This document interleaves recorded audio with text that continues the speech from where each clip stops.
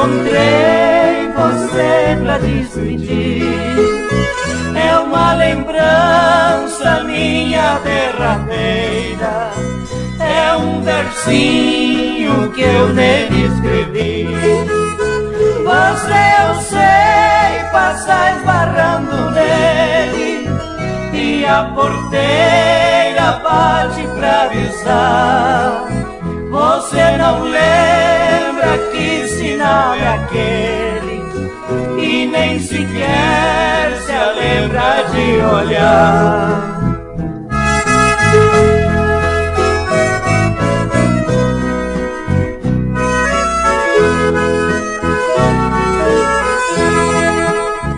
Aqui tão longe eu pego na viola, e aquele verso começo a cantar.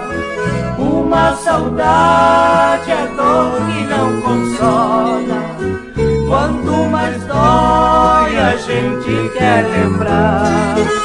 Você talvez não sabe o que é saudade, uma lembrança você nunca sentiu, pois esquecer às vezes tenho vontade, essa vontade o meu peito feriu.